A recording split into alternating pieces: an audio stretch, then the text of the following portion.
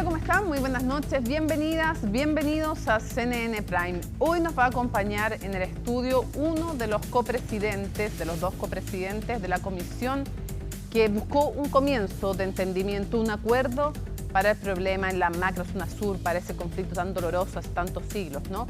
Francisco Buenchumilla, senador de la Democracia Cristiana, va a estar con nosotros. Una jornada que seguimos atentamente tanto lo que ocurre, por supuesto, en el exterior, en el Vaticano, con el cónclave que ya comenzó hoy, y también, por supuesto, el conflicto entre India y Pakistán, y también lo que ocurrió en nuestro país, que no es poco. Así que comencemos con estos titulares.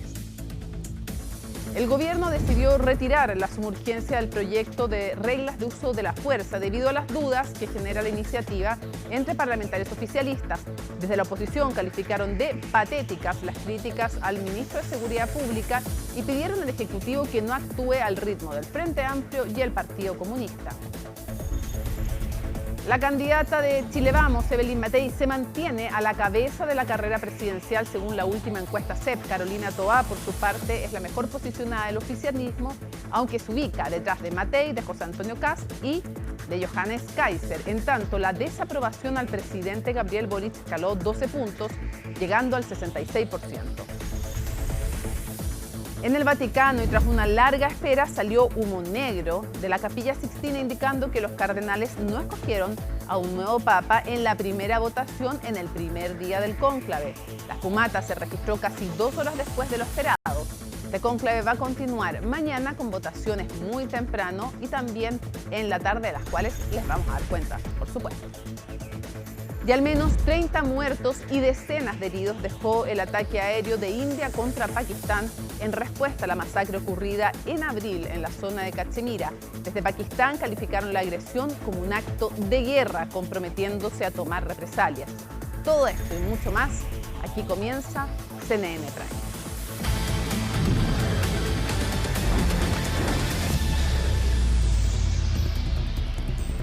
Un tenso cruce de opiniones durante la tramitación del proyecto de reglas del uso de la fuerza terminó con las disculpas del ministro de Seguridad Pública, Luis Cordero, luego de haber acusado una encerrona del oficialismo. De todo ello nos va a contar en su reporte Francisca Cárdenas. Francisca. ¿Qué tal? ¿Cómo estás? Muy buenas noches. Y un proyecto clave en la agenda de seguridad del Ejecutivo, las reglas de uso de la fuerza para las policías, para las Fuerzas Armadas en distintos contextos y situaciones complejas. Un proyecto que se viene a complementar con otros proyectos en materia de seguridad y que el Ejecutivo quería que se despachara ley durante estos días.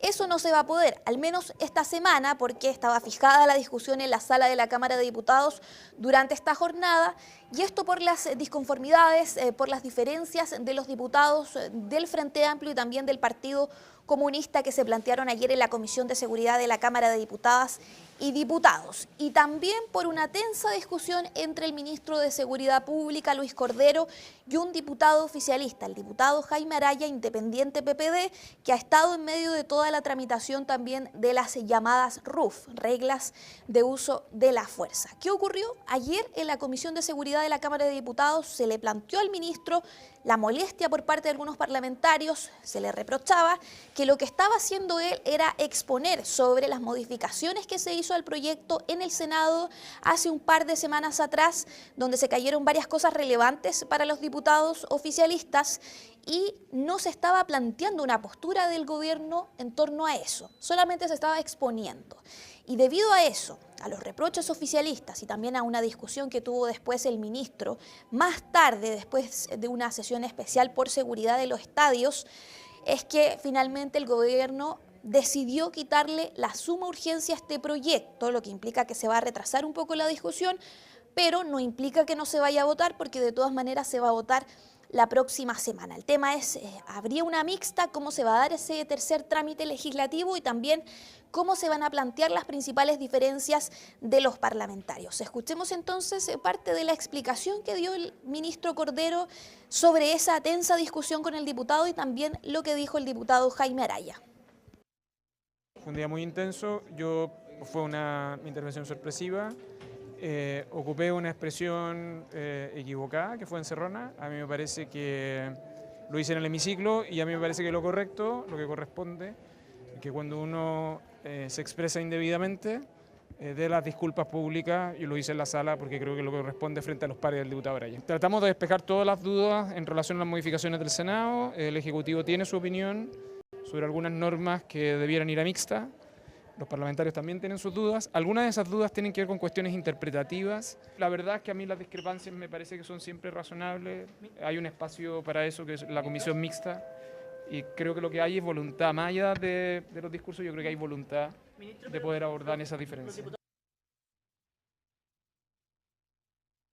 Las reglas de uso de la fuerza, de acuerdo a lo que habíamos establecido hace un par de semanas en acuerdos de comité, se va a votar el día lunes, tal como estaba previsto. Por lo tanto, que el gobierno haya retirado la suma urgencia no incide en la tramitación legislativa. No estaba previsto que se votara el día de hoy y por lo tanto tenemos que ser precisos, porque lo peor que podemos hacer es que las reglas de uso de la fuerza sea una trinchera política. Por lo tanto, no hay que tratar de sacar pequeños dividendos políticos de un tema que es fundamental para que las Fuerzas Armadas colaboren con Carabineros, con la PDI en tareas de seguridad. Y naturalmente no hay ninguna encerrona al ministro, que nosotros tengamos un debate en comisión que es abierto, que todas las familias de nuestro país pueden ver a través de las pantallas de la Cámara de Diputados, no es una encerrona. Lo que hay es una expresión de un cierto desconcierto que teníamos como diputados del oficialismo de no saber qué es lo que quería el gobierno con estas reglas. Bueno, ¿y cuáles son las principales diferencias? Las mismas que hemos conocido durante todo el debate de las reglas de uso de la fuerza.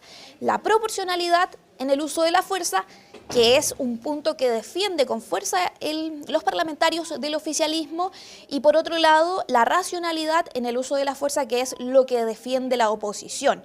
Chile Vamos, republicanos, y recordemos además que hace un par de semanas atrás en distintas comisiones se cayó un punto clave para la oposición, que es tener justicia militar.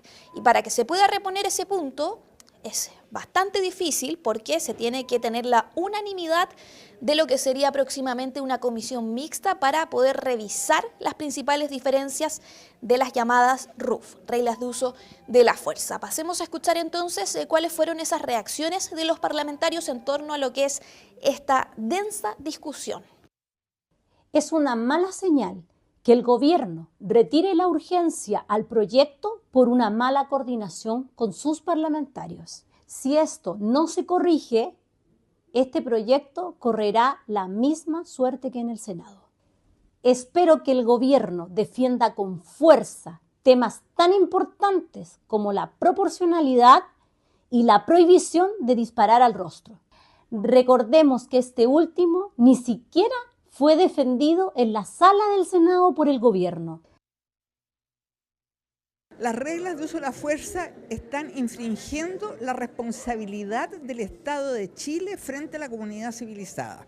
Nuestro país se puede transformar en la ley de la selva, en un Estado policial, en un Estado en el cual se atenta contra el derecho a la vida, contra el derecho a la manifestación, contra el derecho a la reunión, en la cual además tampoco se prohíbe que se dispare a la parte superior del cuerpo. Por lo tanto, casos tan devastadores como la senadora Fabiola Campillay, el psicólogo Gustavo Gatica y los 400 traumas oculares ocurridos durante el estallido social pueden volver a repetirse en la total impunidad.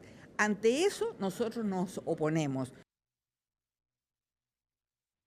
Bueno, y otro de los puntos polémicos, al menos más sensible para el Partido Comunista, para el Frente Amplio, es algo que se eliminó, que se cayó en la votación en el Senado, en la Cámara Alta, que es un inciso que se eliminó que señalaba que debe evitarse disparar, apuntar y disparar armamento directamente al rostro, a la cabeza o al torso por sobre la parte baja del abdomen de cualquier persona.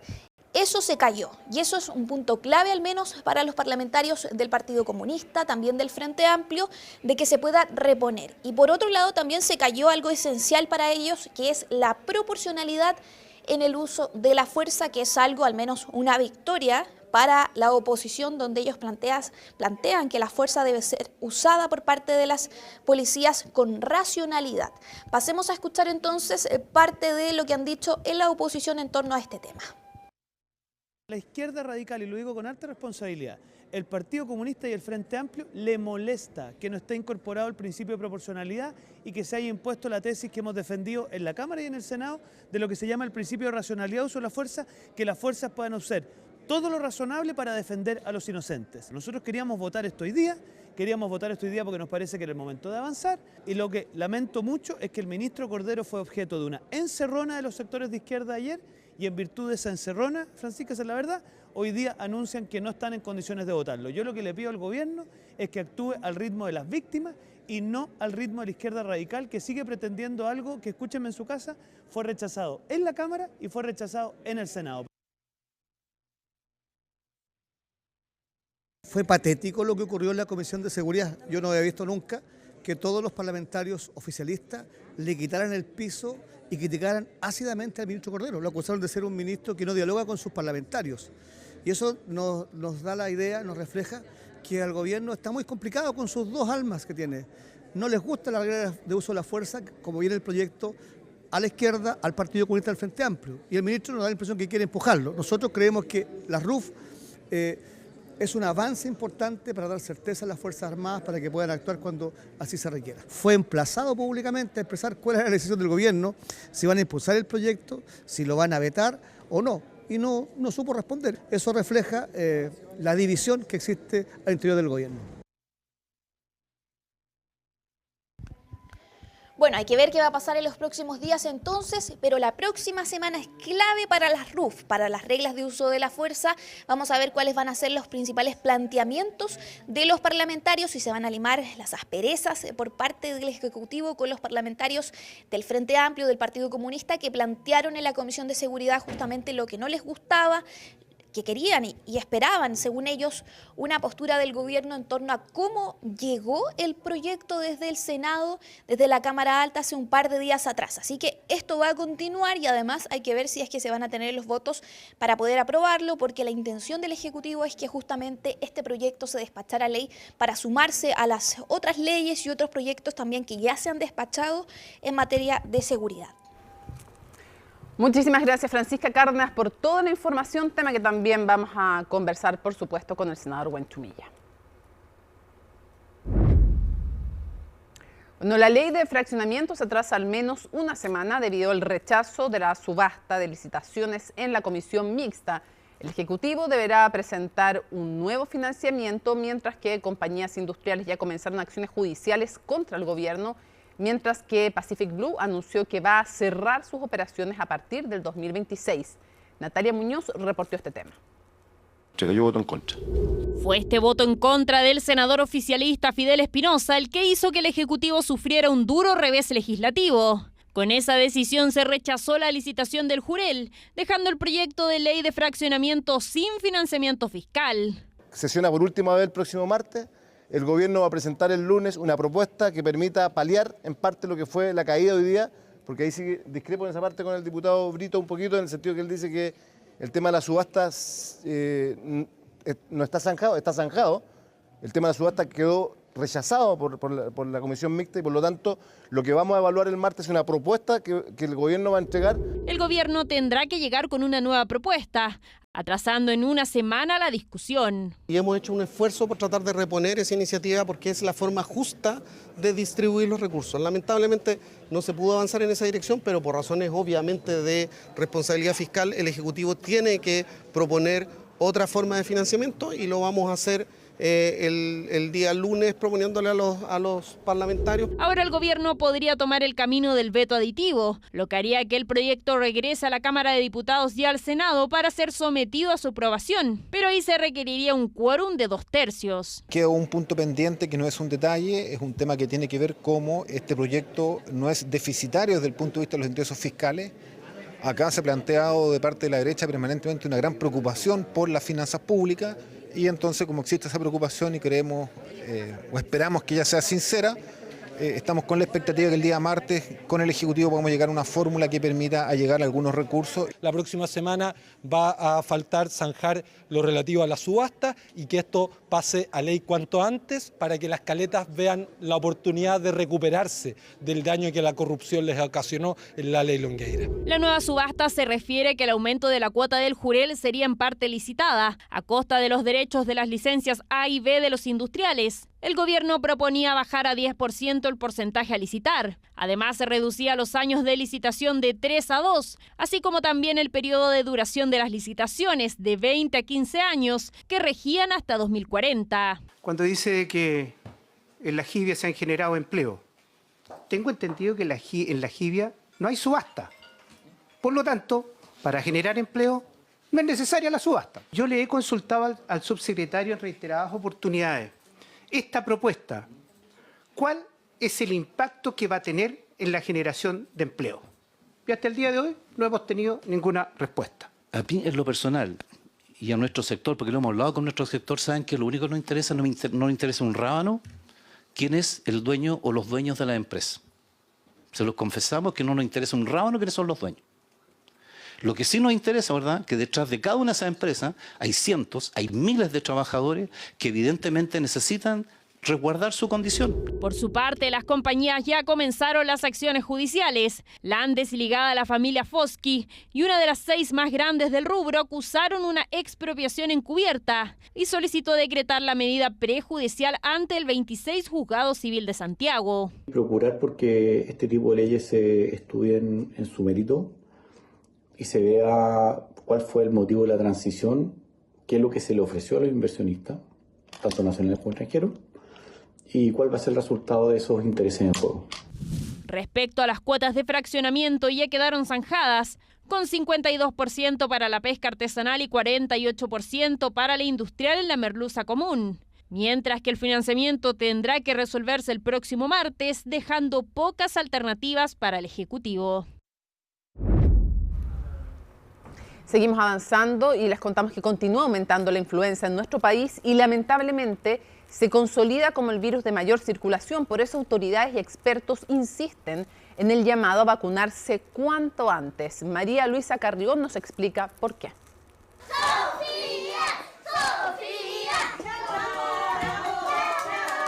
Al menos muchos de ellos, por falta de ánimo, no se quejaban. ¿Usted sabe las vocales? Y así, no solo entre compañeros se daban ánimos, también el personal docente y médico fue clave para que estos pequeños tuvieran una grata experiencia en esta campaña de vacunación. Hemos tenido bastantes casos de niños resfriados, que papás han comunicado los motivos de sus ausencias, y gracias a Dios no hemos tenido ningún caso de influenza. Son resfriados comunes, pero como influenza como tal no ha sido detectado.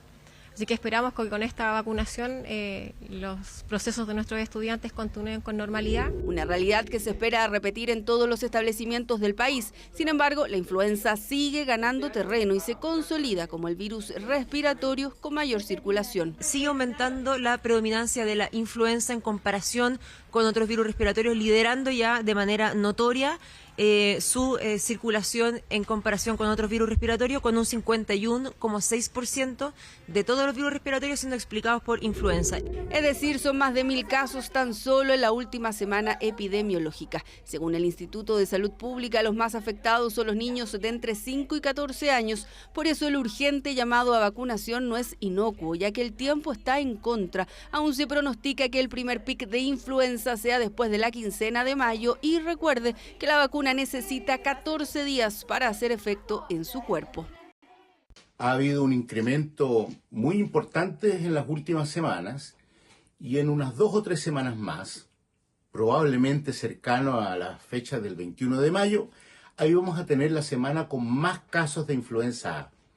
Hasta ahora, este año se ha comportado en cuanto a la influenza igual, prácticamente idéntico al año pasado. La influenza es la que determina la mayor cantidad de consultas ambulatorias. Produce pocos cuadros que requieran hospitalización, pero mucha consulta ambulatoria. El grupo de mayor riesgo son los menores de 2 años de edad y también las personas o niños que tienen enfermedades crónicas como asma, cardiopatías congénitas o cualquier otra enfermedad que le produzca algún grado de inmunosupresión.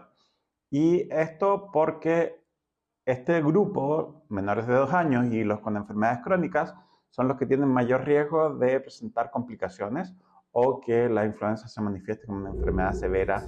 Como neumonía, insuficiencia respiratoria o afectar a otros órganos del cuerpo. Así que no seremos nosotros los que les vamos a recomendar lo obvio. A veces, de verdad que tengo muchos nervios, o sea yo, los nervios, la aguja. Pensaba que iba a doler más, pero no dolió tanto. Casi no lo sentí. Tranquilito, y no duele. solo sentí cuando me vacunaron y listo. Apoyo a todos los niños que se quieren vacunar y que no tengan miedo porque eso pasó bien. Más claro imposible, sobre todo si tenemos como antecedente el rápido ascenso de la circulación de la influenza. Y ojo, no es solo un llamado para vacunar a los más pequeños, también a las embarazadas, personas mayores y todos quienes conforman el grupo objetivo de esta campaña 2025. Hacemos una pausa en CNN Prime. Al regreso, aquí en el estudio, en vivo, el senador Francisco Huenchumilla, uno de los dos presidentes de esta comisión para la Araucanía, conversa. Senador de la Democracia Cristiana, además, aquí en CNN Prime.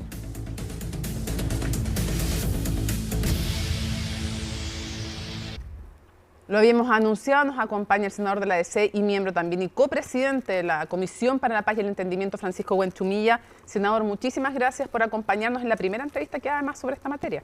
Muchas gracias, encantado.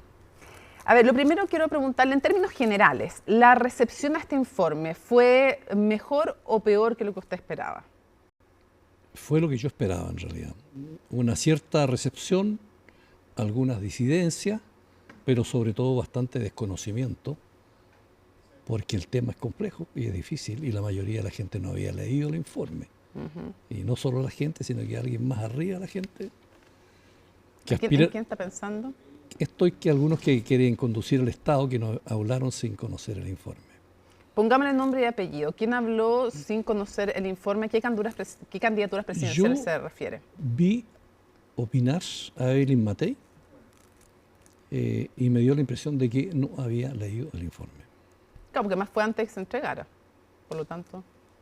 ¿y usted dice incluso después de que se entregara encontró que no sabía del informe? No, opinó antes que se entregara. Ya, a eso se refiere. Sí. ¿Y qué le pareció eso?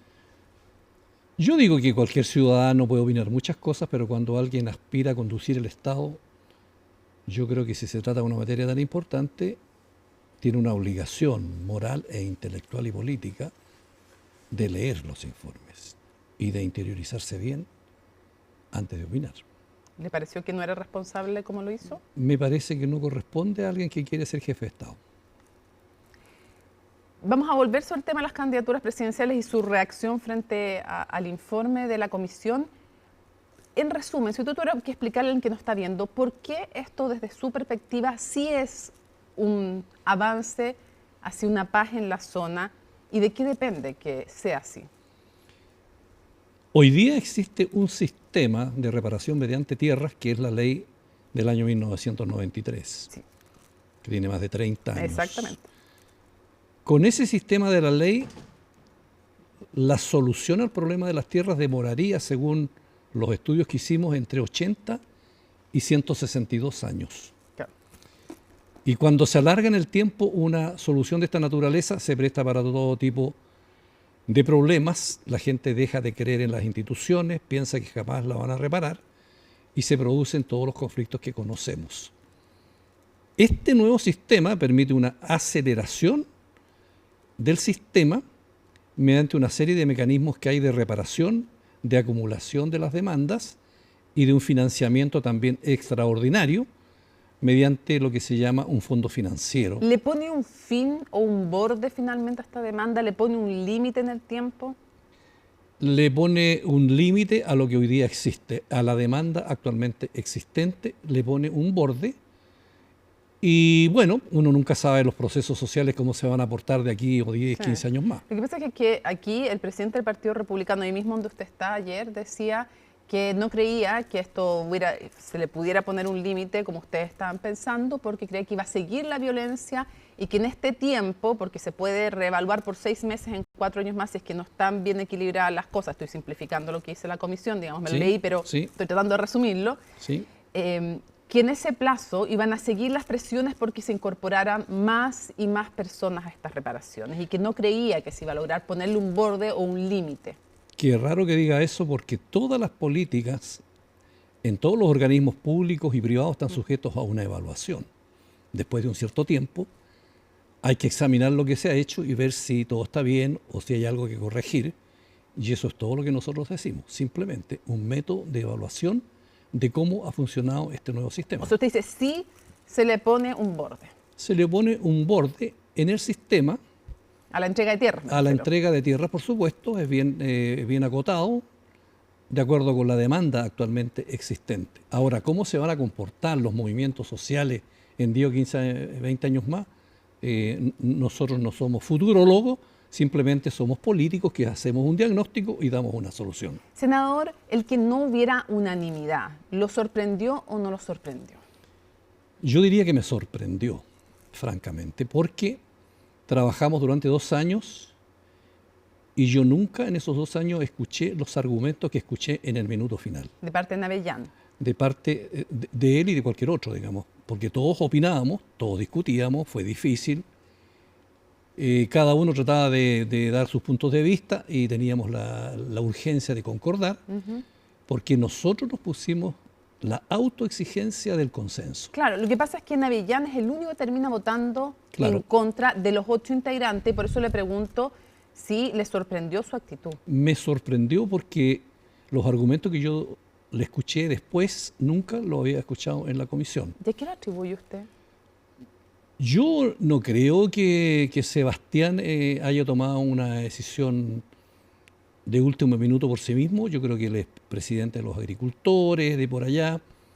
Es una persona joven, inteligente, que está iniciándose en estos trotes y probablemente a lo mejor tuvo algunas presiones, no sé, de ciertos sectores, no sé de qué naturaleza, agrícola o político. Políticos de... Cercano a lo que yo entiendo que él es simpatizante del Partido Republicano, según he escuchado, ¿no? Nosotros nunca hemos conversado. ¿Y usted cree que hubo presiones ahí? Pienso yo, porque me pongo a reflexionar cómo pudo haberse cambiado eso en el último minuto. Entonces trato de tener alguna explicación. Ahora, ¿usted lo confrontaron a él? ¿Le dijeron qué pasó? ¿Cómo ahora tiene esta reparo? Sí, fue una miren, nos encontramos ayer fue puesto en La Moneda. No, yo fui particularmente afectuoso y cariñoso con él, porque no me parece a mí uno andar reprochándole una conducta a una persona cuando él en su libertad y por los motivos que haya tenido votó como votó. Okay. Veamos, justamente usted hablaba de republicanos. Bueno, republicanos ha dicho varias cosas, entre otras que tiene un tinte octubrista este informe, esta comisión, e indigenista.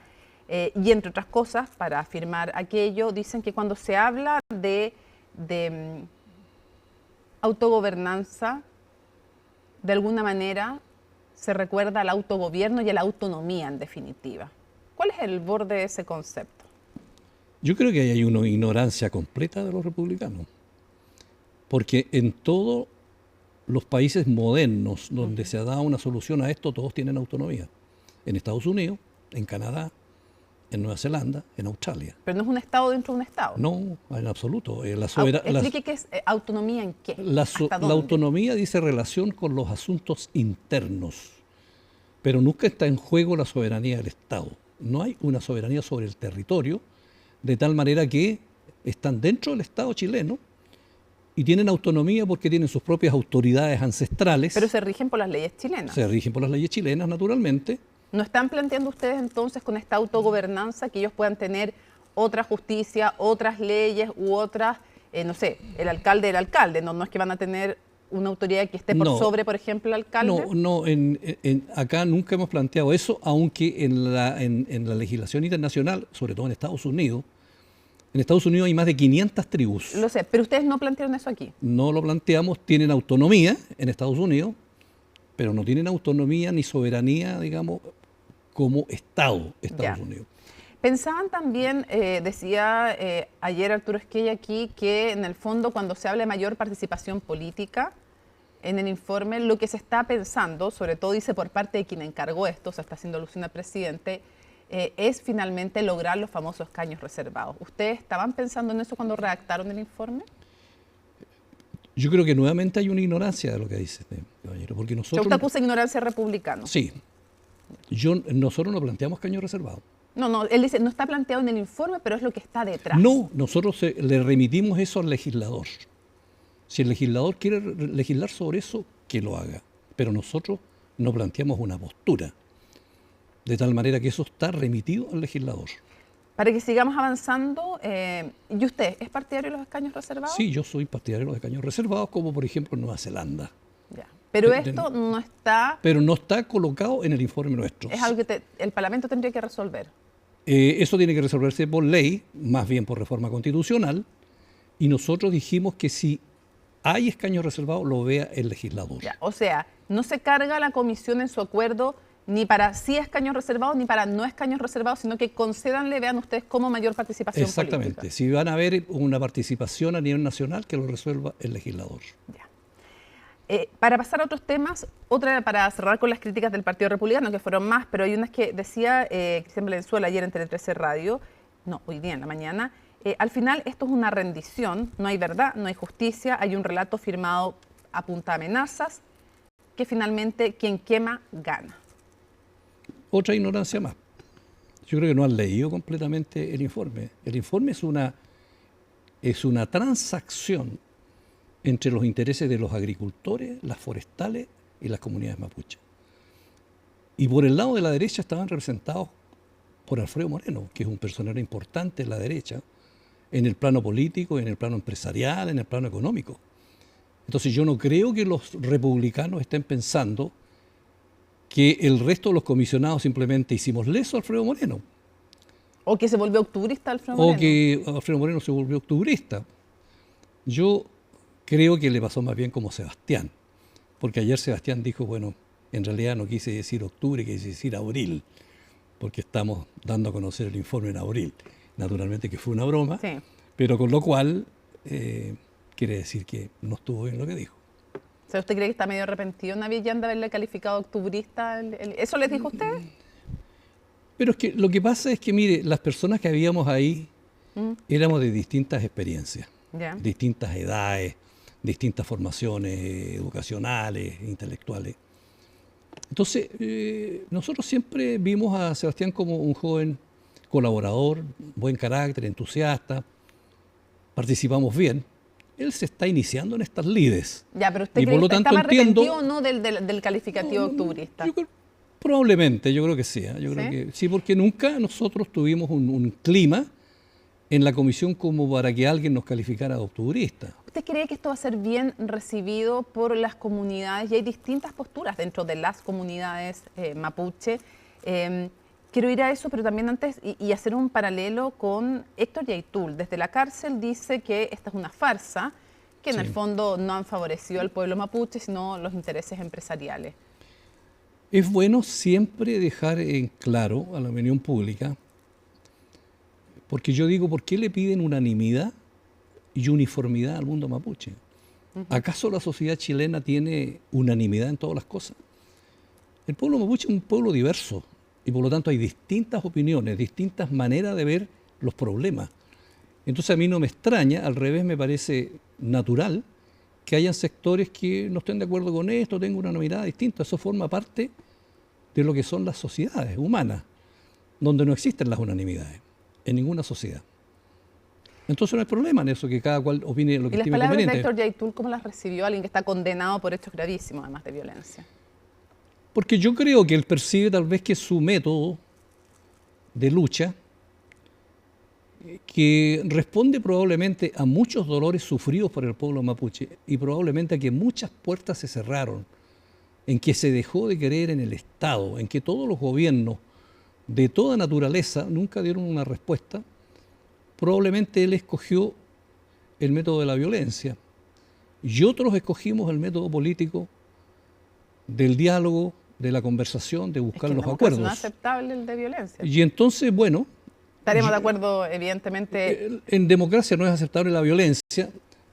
O sea, nunca debiera ser aceptable la violencia. Nunca debió ser aceptable la violencia, pero tal vez en otro estado, antes que estuviera el estado territorial moderno de hace unos 300 años, los mapuches se alzaron contra el Estado español. Sí, claro, por eso estoy haciendo la precisión. Claro, y le ganaron al Estado español, y el Estado español tuvo que celebrar un tratado de paz.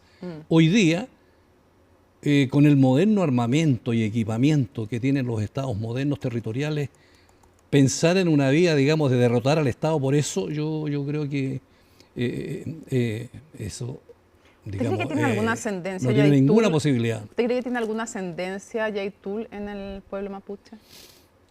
¿O está muy mermado? Mire, en el pueblo mapuche hay varios consensos. Hay un consenso en el despojo de la tierra por parte del Estado. Hay un consenso en la identidad mapuche. Hay un consenso de que este es un país racista. La divergencia está en la metodología. Mientras unos escogieron ese camino, otros escogimos el camino de la política. Entonces, hay coincidencia en método, perdón, en objetivos, y hay divergencias en la metodología. Me imagino que si uno escucha a los candidatos presidenciales de la derecha y ultraderecha, usted ve las diferencias que hay. Entonces, hay diferencias en las sociedades. ¿A qué se refiere con las diferencias dentro de la lo que usted califica como derecha y ultraderecha? Bueno, porque yo entiendo que no es lo mismo los libertarios, el Partido Republicano, los socialcristianos y Chile Vamos. Si Evelyn Matei llega a ser la próxima presidenta, todo esto aparece en la encuesta CEP que se dio a conocer hoy día en el primer lugar de las preferencias. Yeah. ¿Usted cree que va a impulsar este camino que ustedes propusieron? ¿Qué esperaría de ella? No sé exactamente si ellos van a impulsar este mismo camino, pero yo estoy cierto de que esos partidos consolidados, que son la derecha tradicional, van a tomar con mucha responsabilidad después que estudien detenidamente y se van a dar cuenta que esta es una posibilidad de salida dentro del método democrático que concilia los intereses de los tres grupos, que están de acuerdo, las forestales, están de acuerdo, los agricultores. Y por lo tanto yo espero que se actúe... ¿Están de acuerdo las comunidades? Eso está en su mayoría. Las comunidades van a estar de acuerdo, pero ahí hay un matiz porque ellas van a ser sometidas a consulta. Si y ahí veremos su opinión. Si este informe es rechazado en la consulta indígena, ¿queda en nada? Yo espero que no sea rechazado la consulta. Entiendo. Porque... Pero si no...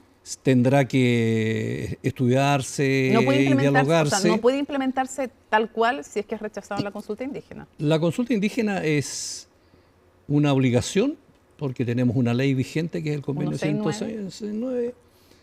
No es vinculante la consulta, pero naturalmente que genera un hecho político que el gobierno de turno tendrá que evaluarlo oportunamente. Haría inviable, aunque no sea vinculante, que se implementara tal cual si es rechazado. Exactamente. Ok.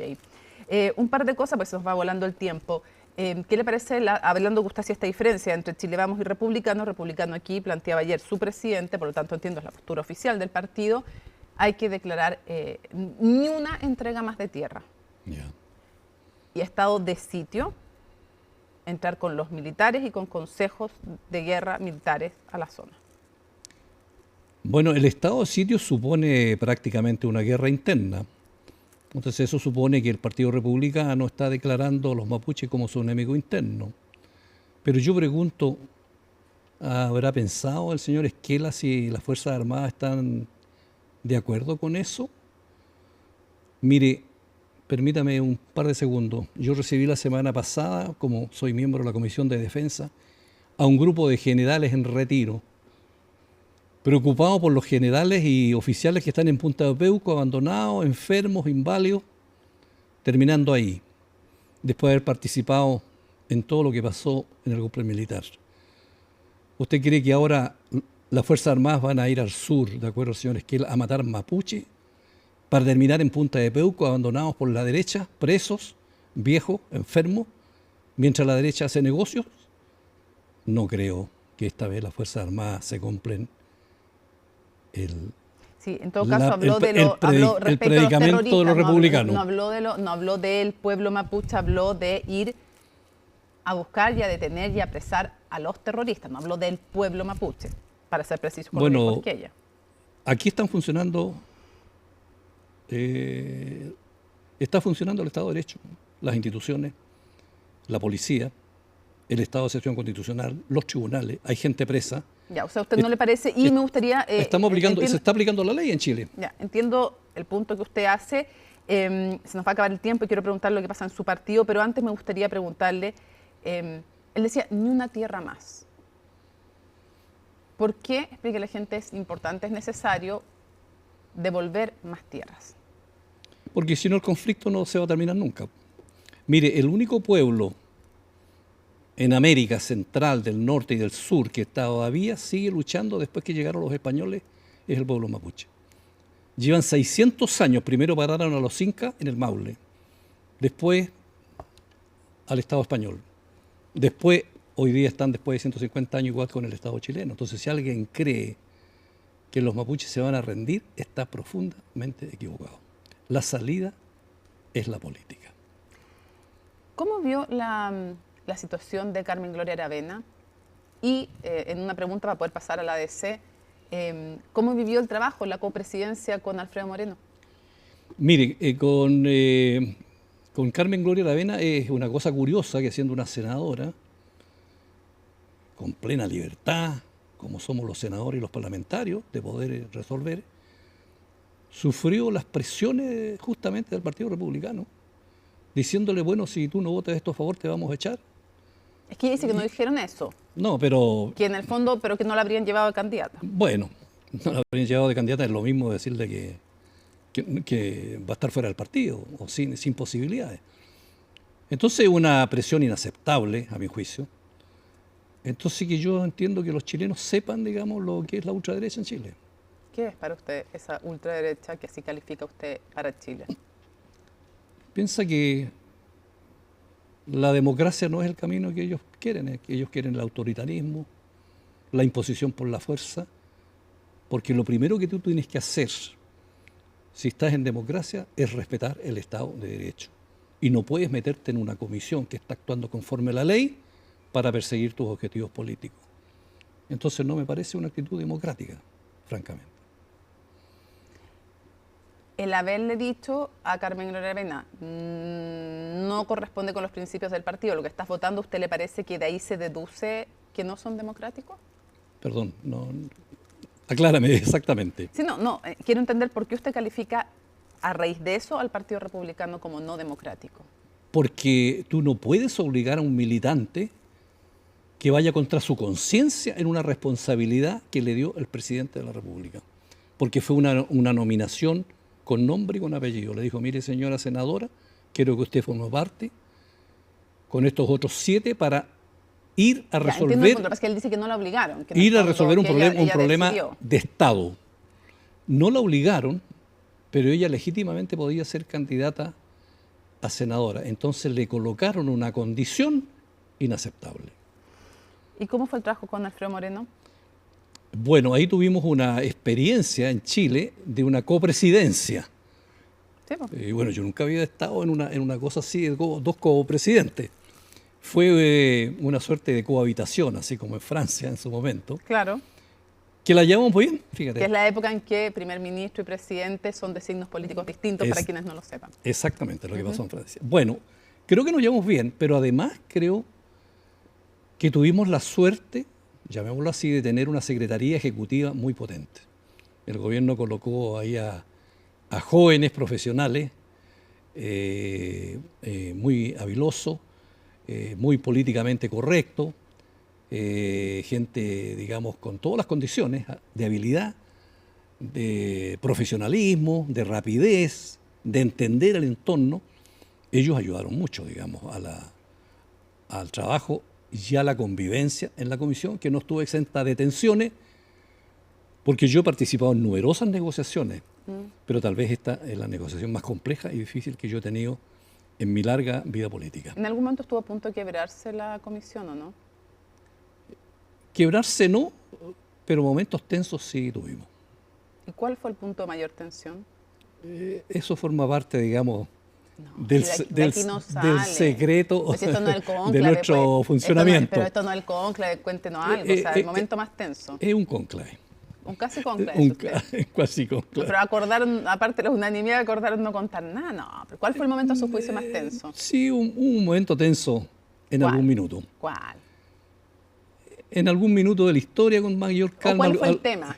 Para saber. Bueno, las diferencias que se... Pero ¿por qué tema de todos los que No me acuerdo el tema específico, pero cuando tú empiezas a discutir y el tono empieza a subir y se empieza a perder la calma, de repente suceden cosas, digamos, de que se pierde la tranquilidad. Ahora, si usted uno de los que discutió en ese momento, ¿no? No, yo jamás pierdo la calma. Ya no nos va a decir nada ni quién fue. No. Ok, ya, pero hubo momentos de alta tensión. Me voy a su partido, la Democracia Cristiana. El Tribunal Supremo dijo, el candidato Alberto Undurraga ya no puede serlo más porque la habilitación era una candidatura para unas primarias. Él dijo, no son las instancias judiciales partidarias, sino que una Junta Nacional que tiene que zanjar este tema. Yo, en resumen, lo que quiero preguntarle es si usted está con la posición de Alberto Undurraga o usted cree, como por ejemplo el senador Flores, que más bien deberían haber apoyado la candidatura de Carolina Toá y hacer una negociación parlamentaria. ¿Cuál es su posición frente a la candidatura de Alberto Undurraga, más allá de él, una candidatura de la ADC y el apoyo no a la candidata ahora del socialismo democrático? Mire, primero que nada quiero decirles que a mí el trabajo en esta comisión me tuvo tan ocupado que yo no he estado siguiendo el día a día, digamos, de lo que pasaba en el partido. Ya, pero tiene opinión política. Sí, pero a mí me parece que en un partido es fundamental que las instituciones funcionen. En segundo lugar, que si hay discusión o problema de esa naturaleza, se converse, se dialogue y se busquen los acuerdos. Nunca es bueno ser precipitado, nunca es bueno dar un espectáculo para afuera, en el sentido de que no hay gobernabilidad, no hay estabilidad y no hay conducción política. Y se ha dado un espectáculo. Y creo yo que en ese sentido no hemos estado del todo de la manera correcta políticamente como yo creo que tiene que estar un partido que sobre todo ha tenido muchas crisis y ha estado muy a la baja, y lo fundamental que tenemos que tener es una buena bancada parlamentaria que nos permita no seguir bajando. Y proclamamos a Alberto como candidato presidencial y bueno, tenemos un problema ahí con las encuestas que no logra remontar. Entonces, claro, eso también influye en que todo el mundo se ponga nervioso y yo espero que en el curso de los próximos días podamos resolver eso. Tenemos una decisión, sí, de formar parte de la coalición de centro-izquierda y vamos a tratar de llegar a un acuerdo parlamentario. Y esto no es ninguna novedad, pero yo personalmente también he hablado con Paulina Bodanovich, con otros dirigentes políticos, también con Carolina. Y bueno, vamos a esperar que podamos resolver esto adecuadamente. ¿Me equivoco si usted piensa que lo adecuado es apoyar a Carolina Toá y no llevar una candidatura propia a primera vuelta? Mire, mi aproximación a los temas políticos es que hay que resolver los conflictos y no podemos resolverlos mediante la prensa, sino que los canales institucionales. No, yo sé, pero yo le pregunto su opinión política como alguien que tiene amplia trayectoria en la Democracia Cristiana. ¿Qué cree usted, más allá de los nombres, que es más adecuado? ¿Llevar una candidatura propia a primera vuelta, siendo que no tienen nadie que marque en las encuestas, o apoyar en las primarias a Carolina Toá? Claro, ¿Qué sería más adecuado? Mire, ahí usted tiene un punto, porque nosotros proclamamos a Alberto y lamentablemente no pudimos elevar el avión y quedamos pegados en la encuesta, y eso influye mucho en el estado de ánimo y en los próximos pasos que se puedan dar. Nosotros no nos inscribimos en estas primarias y... ¿Fue un acierto o fue un error? Mire, yo personalmente soy una persona que trato de velar por el destino de la democracia cristiana. O sea, yo creo que para nosotros era muy complicado meternos jurídica y políticamente en unas primarias de esa naturaleza. ¿Por qué? ¿Porque estaba el PC? Porque podía darse el riesgo de que eventualmente nosotros pudiéramos tener una candidatura que nos afectara profundamente a lo que es la democracia cristiana. Un partido antiguo, con mucha tradición. ¿Eso lo traduzco como que si ganaba el PC eso los afectaba a ustedes? Bueno, esa es la interpretación que dan algunos. ¿Y la que da usted cuando me está diciendo esto? La que doy yo es que yo trato de evitar los riesgos. Por eso, o sea, ¿usted le parecía complejo meterse en esas primarias si es que podía ganar el PC? No lo digo así, lo digo que todas las cosas políticas tienen un riesgo. Ya. Pero ese es el riesgo que está evaluando. Ese es un riesgo, pueden haber otros también. Si ganaba Winter, ¿para usted igual de complicado o no? Pero es que mire, nosotros formamos parte de la nueva mayoría y estuvimos gobernando con el Partido Comunista. Por eso le pregunto. Ese no es el tema. Entonces, ¿cuál es el riesgo? Entonces, bueno, yo debo velar por tener una buena plantilla parlamentaria. Por lo mismo, ¿no sería más lógico apoyar ya a Carolina Toá? Es una posibilidad que tendrá que conversarse en ¿Es su momento. ¿Posibilidad? Sí, tiene que conversarse, definitivamente. Ya, pero la suya, ¿es la mejor? Es que yo creo que no me parece prudente que yo como senador esté pauteando lo que va a discutir la Junta del partido, y mis argumentos, si estoy ahí, los daré a conocer en su momento. En todo caso, yo tengo la mejor opinión de Carolina Toá, creo que es una persona de gran formación política, sumamente preparada, y en consecuencia habrá que analizarlo en su debido momento, con el debido respeto a Alberto, que él se proclamó como candidato y por lo tanto se trata de hacer las cosas bien. ¿Pero se proclamó o lo proclamaron? Sí, ¿Qué distinto? El se proclamó es como... Lo proclamó la Junta del ya, partido. porque el se proclamó es como que... Sí. Ya, sí. no. Pero en el fondo no es lo mismo para usted la evaluación que hay que hacer si es que la primaria la gana Carolina Toá que si la gana Janet Jara. Hay un matiz de diferencia para usted. Con todos los candidatos, cada uno de ellos tiene sus matices. Pero con el que usted se siente más cercano de los cuatro con Carolina Toá. Nosotros hubiéramos querido una coalición de centro-izquierda, el socialismo democrático, como dicen, es una coalición más grande. Yo personalmente como senador y como persona no tengo ningún inconveniente en formar gobierno con una coalición amplia. Aunque esté el PC. Aunque esté el PC. Porque ya lo fueron. Porque ya lo fuimos, exactamente. Senador Francisco Buentumilla, quiero agradecerle muchísimo que nos haya acompañado en CNN Prime, en su primera entrevista después de terminar este trabajo de la Comisión para la Paz en la Araucanía. Muy amable, me tomé una pausa después del informe y me quedé calladito. Ahora voy a empezar a hablar. Muchas gracias por habernos acompañado. Gracias a usted. Bueno, cambiamos de tema para contarles que el Centro de Estudios Públicos presentó una nueva encuesta presidencial. Lo conversábamos recién con el senador Buentumilla. Si bien Evelyn Matei lideró el sondeo y sus dos seguidores son José Antonio Kast y Johannes Kaiser, los candidatos oficialistas ponen el foco en el 52% que aún no define a quién elegirá. Colomba Eichholz tiene el informe. Casi 2 meses quedan para la primaria presidencial oficialista y hasta ahora los candidatos que participarán en esos comicios no logran superar a sus contendores de oposición en las encuestas. A 7 meses de la primera vuelta, el Centro de Estudios Públicos mostró a Evelyn Matei liderando las preferencias con un 15%, seguida por José Antonio Kast con un 11%.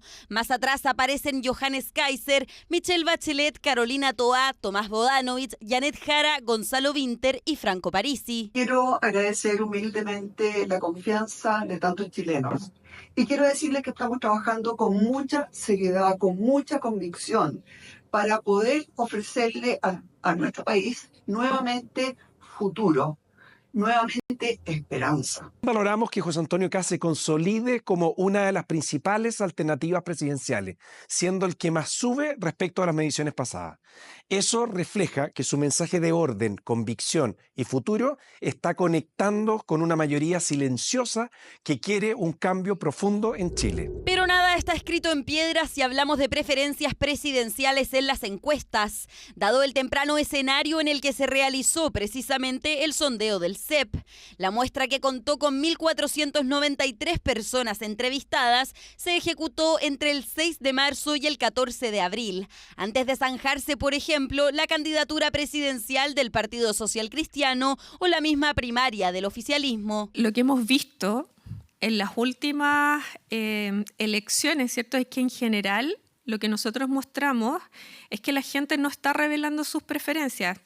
Lo acabamos de ver, ¿cierto? Un 50% de las personas no sabe o no contesta sobre quién le gustaría que fuera presidente. Un porcentaje no muy distinto al registrado en 2017, cuando entre abril y mayo un 41,6% declaró no saber por quién votaría. Parece que esta elección la está ganando el no sabe, no responde, lo cual es un desafío para todos los que estamos en política, pero la verdad es que la posibilidad de realizar una primaria creemos que va a contribuir a que en nuestro sector pueda tomarse una mayor robustez de alguna de las 3 o 4 candidaturas que hay. Es impresionante la cantidad de personas que todavía no toman su opción presidencial y yo creo que eso es uno de los datos más relevantes que entra en la encuesta. Y lo otro es que con los que yo compito en la primaria, bueno, están todos en el margen de error.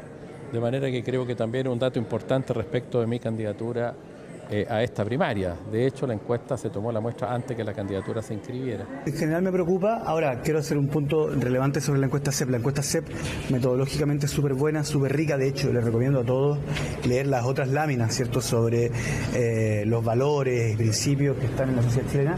Sin embargo, en el tema presidencial, la encuesta está hecha en marzo. Yo en marzo no era candidato. En el caso de Vinter fue proclamado el 3 de abril, 11 días antes del fin del trabajo en terreno del Centro de Estudios Públicos. Sondeo que tuvo ausentes la candidata presidencial del Partido Social Cristiano, Francesca Muñoz, y el abanderado del Partido de la Gente, Franco Parisi, no aparecieron entre las preferencias. Yo nunca he marcado las encuestas en mi región y soy primera mayoría regional en diputados. Así que no es algo que nos quite el sueño. Un solo dato. En septiembre de 2021, yo figuraba con un 1%. El candidato segundo era Sichel con 11%. Y le ganamos. Pero el triunfo hasta ahora, incluyendo otros sondeos, se lo llevaría Evelyn Matei. Pero todo puede suceder, especialmente porque la exalcaldesa no participará en primarias presidenciales, sino que irá directamente a la primera vuelta, elección que por primera vez es de carácter obligatoria y con registro automático. La encuesta del Centro de Estudios Públicos, que antes era un verdadero anticipador de los resultados electorales, dejó de serlo por varias razones. Las características de la encuesta hacen que tenga muy alto nivel de no sabe, no responde. Y en consecuencia, cualquier resultado podría ser posible a partir de esas cifras porque el 52% no tiene opinión. La respuesta menos interesante que hoy día entrega la encuesta CEP es la presidencial. O sea, si alguien quiere buscar claves interpretativas de lo que está ocurriendo en Chile, yo la lámina a la que menos le prestaría atención es a la presidencial, y no porque diga algo que es incorrecto, sino que dice algo que está desfasado en el tiempo, en una carrera en la cual todos los días hay novedades. Novedades que sí se conocieron en la encuesta respecto de la aprobación del presidente Gabriel Boric, quien acumuló un 22% de apoyo en su último año de gestión. En tanto, su nivel de desaprobación aumentó 12 puntos porcentuales en comparación a la última consulta del año anterior. Exactamente, en un mes más el CERVEL va a publicar la nómina de quienes deberán cumplir como vocales de mesa el próximo 29 de junio en el marco de las elecciones primarias presidenciales.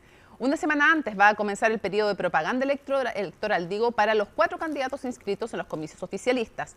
Todos los detalles de este proceso en el informe de Macarena Román. ¿Hay elecciones este año? No, este año no, el próximo. Sí, hay. ¿Cuántas? Creo que son 2. Yo creo que hay 2. Son justamente 2 elecciones las que tendremos que enfrentar este año. Hasta ahora, la primera el 29 de junio y la siguiente el 16 de noviembre. Eso sin considerar la casi segura y siempre peleada segunda vuelta presidencial. 2, las elecciones primarias del bloque oficialista, porque el otro bloque de la derecha no tiene finalmente elecciones primarias, y la elección de presidente o presidenta de la República. Mejor explicado, imposible. Pero como todos no tenemos por qué estar al tanto, el CERVEL entregó los detalles de lo que serán las elecciones de primarias presidenciales. Si bien el voto para los electores es voluntario, hay algunas personas que sí están obligados y obligadas a participar. Y ellos son los más de 110.000 vocales de mesa designados por las juntas electorales. Los militantes de los partidos que no participan en estas primarias presidenciales son los únicos que automáticamente quedan fuera de la opción de ser vocal. Si usted es parte del resto de la población, revise la nómina el 7 de junio, porque quienes no se presenten se arriesgan a multas que pueden pasar los 500.000 pesos. Sí sé que puedo ser vocal de mesa, pero no me ha tocado la oportunidad de ser vocal. ¿Qué quede para los jóvenes? ¿Quieres salir? No. El padrón tendrá cerca de 15,5 millones de personas habilitadas para votar, quienes podrán apoyar a una de las 4 opciones. En las primarias oficialistas va a haber solo una papeleta donde estarán desplegados los 4 candidatos oficialistas. En primer lugar, Gonzalo Vinter, en segundo lugar, Janet Jara, en tercer lugar, Carolina Toá y en cuarto lugar, Jaime Mulet. Durante las primarias presidenciales anteriores, en 2021, donde hubo 2 coaliciones participando, acudieron poco más de 3 millones de personas. El éxito absoluto sería si es que esta primaria tiene la posibilidad de aumentar la cantidad de votos de la primaria 2021. Que no son obligatorias, no me interesa. ¿Va a ir a la obligatoria? A la obligatoria no, porque estoy obligado, ¿no? Porque igual el derecho a voto igual es como bien importante, porque si no, igual, ¿para qué ciudadano? ¿Se entiende? Sí, voy a votar en primaria y voy a votar en todas las votaciones que hay. Generalmente tengo la motivación de ir a votar. Motivación que puede llegar a independientes y personas de diversas tendencias políticas, no necesariamente afines al oficialismo. En un escenario de desafección política en primarias que a lo mejor podría ser poco concurridas, el llamado voto estratégico cruzado puede ser una táctica usada por algunos sectores. Sin embargo, no es automático ni masivo, requiere organización, incentivos claros y una logística. Masividad de votantes a los que los 4 candidatos presidenciales buscarán llegar a través de su propaganda electoral, que comenzará el 30 de mayo y que tendrá su correspondiente franja televisiva a contar del 14 de junio.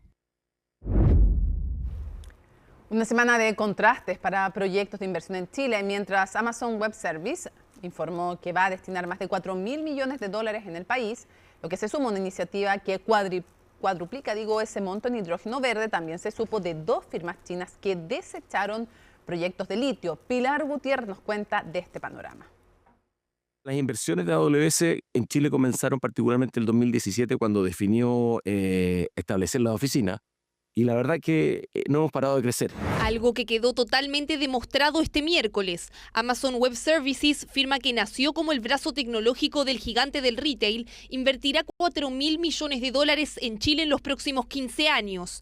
La empresa de software eligió al país como sede para desarrollar una nueva región de infraestructura en la nube que incluye la construcción de 3 data centers inicialmente. Que AWS tomase la decisión de habilitar una región en Chile es para nosotros súper importante.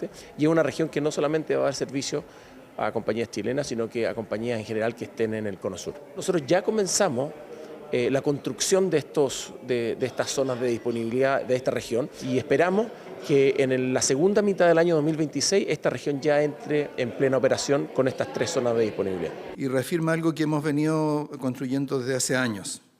Somos un país competitivo y preparado para liderar el desarrollo de infraestructura digital en América Latina, y es un destino confiable y dinámico para la inversión extranjera. Se trata por lejos de la mayor inversión de Amazon Web Services en el país y el tercer proyecto que la estadounidense desarrolla en América Latina, después de México y Brasil.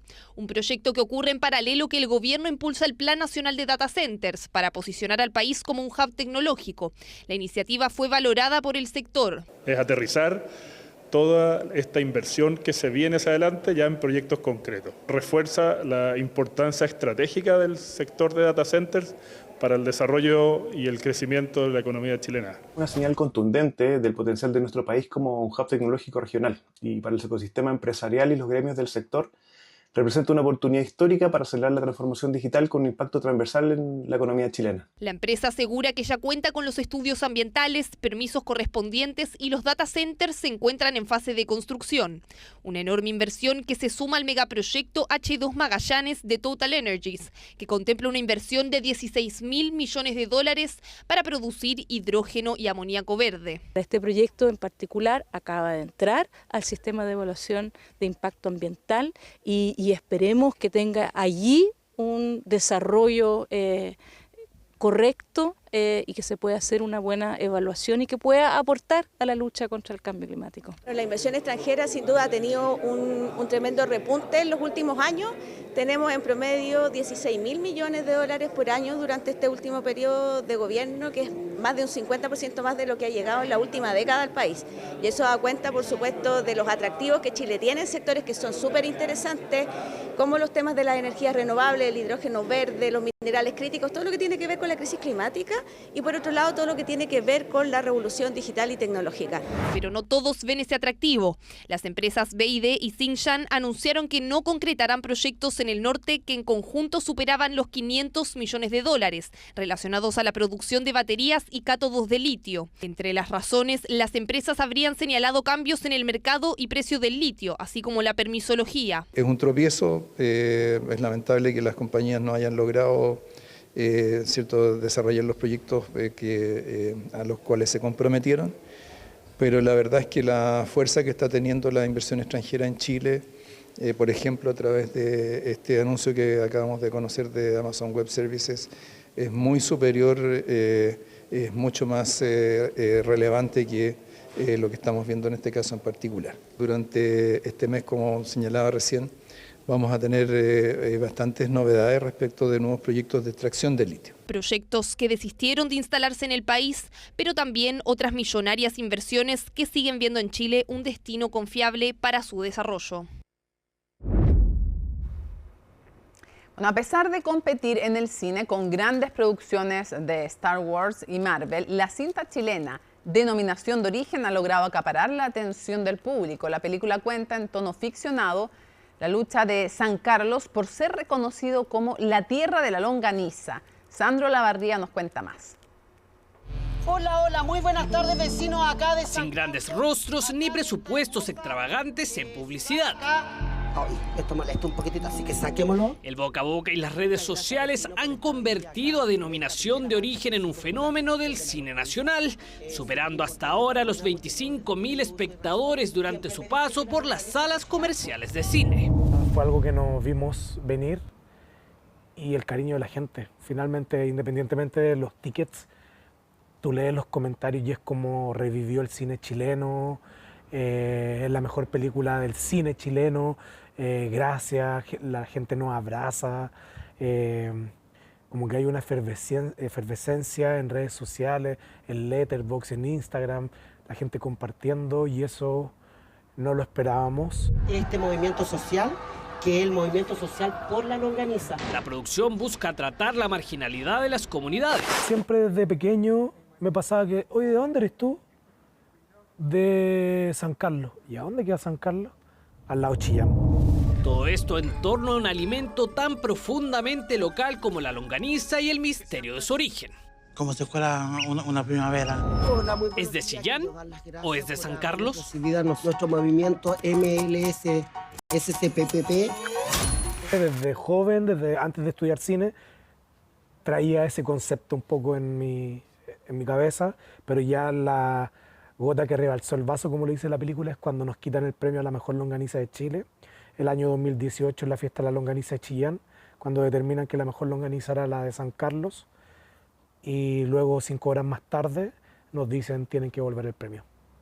Y ahí digo, hay que hacer una película de esto. Usted lo ve, estos son felices. La cinta es una ficción, pero está tratada en tono documental con actores no profesionales, oriundos en su mayoría del mismo San Carlos. Y fuego el calor de la noche. Este es el famoso hoyo del alcalde. Ahí se genera una mezcla extraña que cuesta ponerle frontera o ponerle entender qué es y qué no. Para poder obtener la denominación de origen. Lo que enriquece la película y que mostró incluso al mismo equipo otras formas de creación. A unirse, formar un grupo, a asociarse. Era el ensayo grabado y la escena se nos escapó de las manos. Entonces al final termino yo gritando, ¡paren, paren, paren! ¡No, paren, no, paren, no se haga como... Y eso yo no lo esperaba y tú veis la escena y es demasiado real. Y es que salen los técnicos. Sí, pues salimos nosotros porque quedó la embarrada, tuvimos que recoger todo, se nos descontroló. Entonces eso es lo maravilloso, que te sorprendí y está todo tan vivo que no sabes, al momento de echar a grabar la cámara, nunca sabes realmente lo que va a pasar. Denominación de Origen continúa disponible en diversas salas de cine a lo largo de todo el país. ¿Es Jesús? No, es Violeta Parra. Gracias a la vida que me ha dado tanto.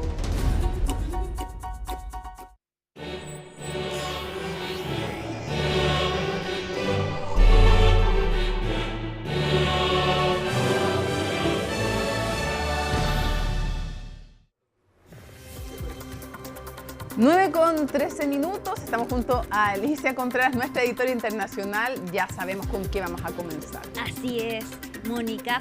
Pasó lo que creíamos que iba a pasar, fumata negra, pero hubo sorpresas porque 3 horas se demoraron en la primera votación. No se esperaba que fuera tan largo. Se desconoce qué fue lo que pasó adentro. ¿Será indicio? Es que yo leía vaticanistas que sean dos, o puede ser indicio de que justamente hay mucha división, un cónclave más diverso, no se conocen, muchas opiniones distintas, Y otros decían, puede ser que se dieron un tiempo previo para justamente reflexionar más, para allanar el camino para los otros días. No sé quién tiene la razón, imposible saberlo.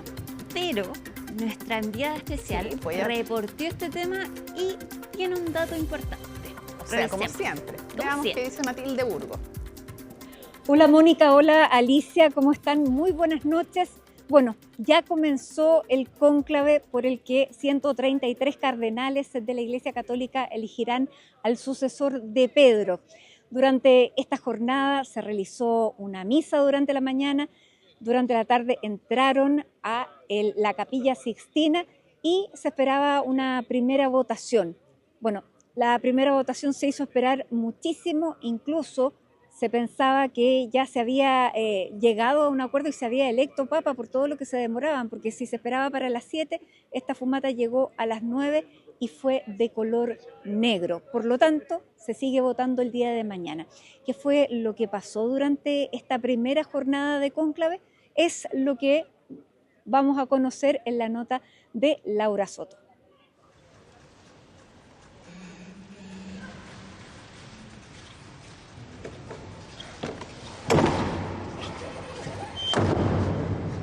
Oculto entre las 4 paredes de la Capilla Sixtina se ha dado inicio a uno de los rituales más enigmáticos de la Iglesia Católica. Extra omnes. Fue el llamado para que todos aquellos que no participen del cónclave se retiren de su sede, pero la jornada no comenzó aquí.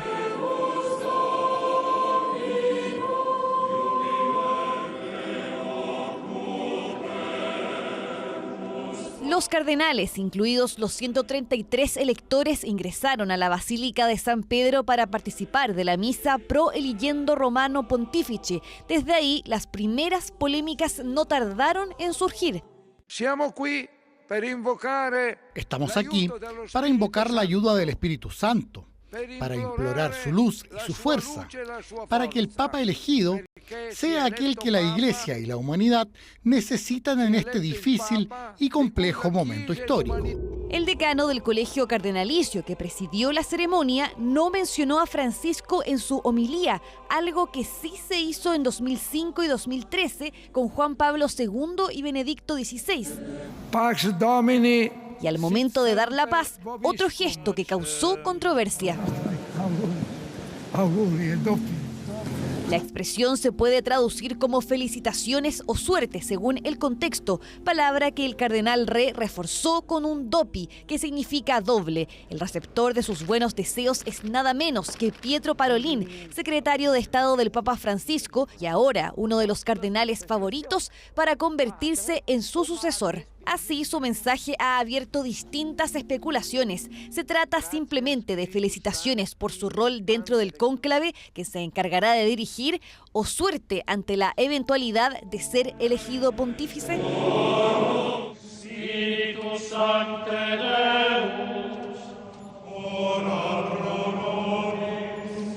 Después de una pausa para almorzar, los cardenales fueron convocados a la Capilla Paulina y desde ahí marcharon en procesión hacia la Capilla Sixtina. En orden de mayor a menor antigüedad, cada prelado presta juramento de secreto, entre ellos el único chileno partícipe de las votaciones, Fernando Chomalí.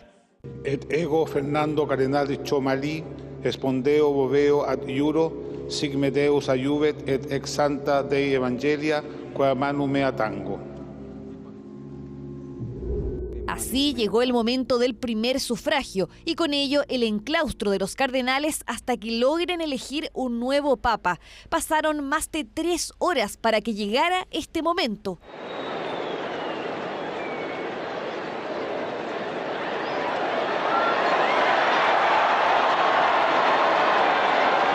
las 9 de la noche, hora local, humo negro salió de la chimenea de la Capilla Sixtina, indicando que el sucesor de Francisco aún no ha sido elegido. Queríamos que fuera ya hoy, porque estábamos súper emocionadas. Sí, además ha retrasado el humo 2 horas. Llevamos esperando desde las 6 de la tarde, entonces estamos bastante cansadas de esperar. Sí, mañana volveremos, porque vivimos aquí, entonces mañana desde por la mañana estaremos atentas a ver si hay fumata blanca. Sí. No se sabe cuántas horas o días podría durar el cónclave, pero el promedio desde principios del siglo XX ha sido 3 días. ¿Por qué la fumata que se esperaba para las 7 de la tarde llegó 2 horas después? Que sean 20 cardenales más que en los últimos 2 cónclaves puede ser una de las respuestas. Hay 20 personas más que tienen que levantarse de su asiento, escribir el voto, dejarlo sobre el mesón dispuesto para aquello y volver. Son 20 personas más, son 20 votos más que hay que contar, recontar y coser. Y efectivamente eso es una de las explicaciones para la demora. Otra que nos ha llegado, fuentes bien informadas nos cuentan que hubo un acuerdo por el que los cardenales decidieron que no querían votar rápidamente, sino que lo que querían era tener un espacio para debatir. Hubo debate y no votar rápidamente, por lo cual tal vez ni siquiera hubo esta primera votación, sino que decidieron por fin entre los 133 que son los electores, sin cardenales que tengan más de 80 años, sin la posibilidad de que se filtre ninguna de las conversaciones, poder tener entonces este momento de intimidad y de franqueza máxima. Pero a partir de mañana ya se espera tener 2 votaciones durante la mañana, 2 en la tarde, y si se esperaban la primera votación cerca de las 10:30 de la mañana y la segunda cerca de las 12:30 del día, entendemos que esto va a tener algún retraso porque hay 20 cardenales más que están votando y que eso hace sin duda retrasar el proceso. Pero de todo esto les vamos a estar informando a través de la señal de CNN Chile, a través de todas nuestras plataformas y también de todos los informativos. Así que Alicia, Mónica, muy buenas noches y nos vemos en Conexión Global Prime. Ahí hace la invitación. ¿Por qué la fumata? A las 10 de la noche entonces Conexión Global Prime, donde vamos a estar analizando este primer día de cónclave también. Oye, pero interesante este dato, que podrían no haber votado. Exactamente, porque claramente adentro pueden hacer lo que quieran, entonces puede ser esa opción que no hayan votado y solo hayan cerrado el día con esta fumata negra.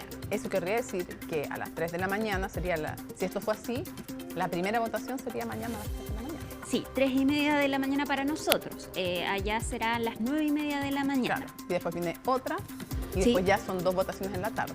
Exacto, pero a menos que se les ocurra seguir reflexionando y no votar tampoco mañana. También lo pueden hacer. Ellos pueden hacer lo que quieran, básicamente. Son reglas en un principio, pero ellos pueden tomar las determinaciones que quieran. Incluso podrán cancelar las votaciones y dejar un día de oración.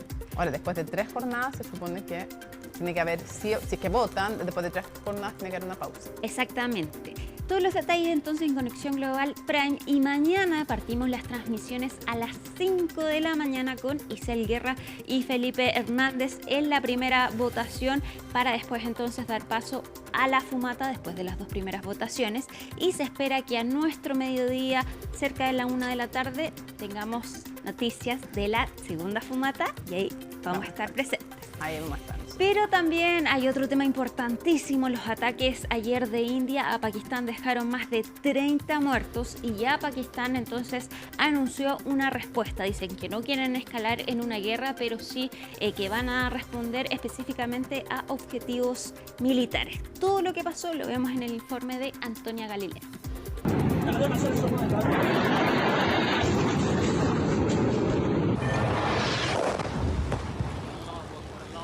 India atacó este martes con misiles a Pakistán, dejando al menos 31 muertos y 46 heridos. Los ataques aéreos tuvieron como blanco 9 posiciones en Pakistán y la zona de Cachemira administrada por el país islámico. Tras la ofensiva, el Comité de Seguridad Nacional de Pakistán autorizó a sus Fuerzas Armadas para responder en el lugar y forma que considere apropiados, afirmando que el ataque no quedará impune. Los indios atacaron anoche sin provocación alguna en una flagrante agresión. Pakistán se reserva el derecho y responderá a esta agresión en el momento, lugar y medios que elijamos. El ataque se da en respuesta al atentado que ocurrió el pasado 22 de abril en la región de Cachemira administrada por India, que dejó a 26 turistas muertos.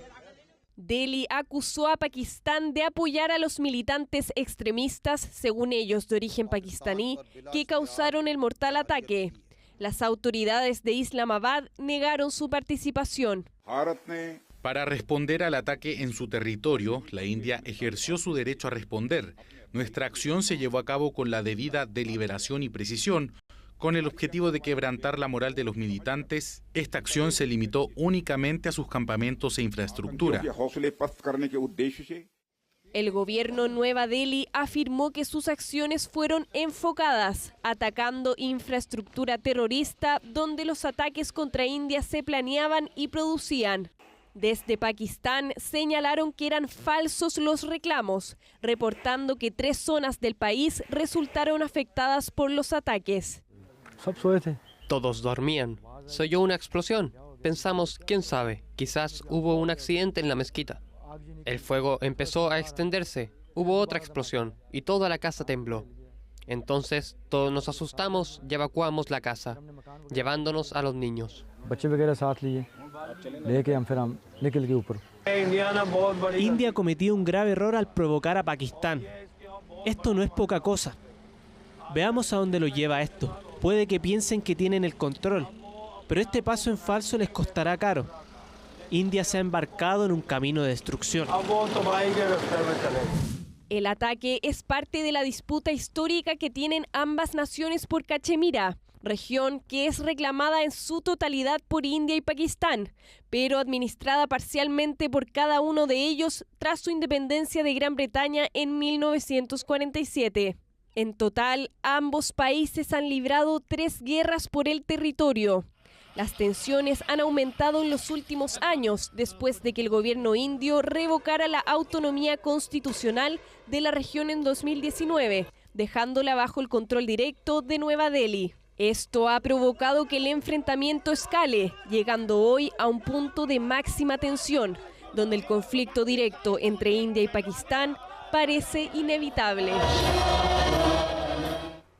Y Mónica, nos vamos rápidamente a Rusia porque esta era la semana donde Vladimir Putin había prometido una tregua de 3 días. ¿Por qué? Porque es el aniversario número 80 de la victoria frente a la Alemania nazi. Iba a realizar un evento en la Plaza Roja, un desfile. Llegó Nicolás Maduro, también el presidente de China y el presidente de Brasil. Y mientras Maduro aprovechó de llegar a Rusia, firmaron ambos un acuerdo de asociación estratégica. Todo esto mientras en Venezuela fueron liberados los 5 oponentes que estaban asilados en la Embajada de Argentina. Estados Unidos dice que tras una operación exitosa logró sacarlos del país y llevarlos entonces a Estados Unidos. Afortunadamente. Afortunadamente, tal cual. Muchísimas gracias por esa información, Alicia Contreras. Pausa y volvemos con más.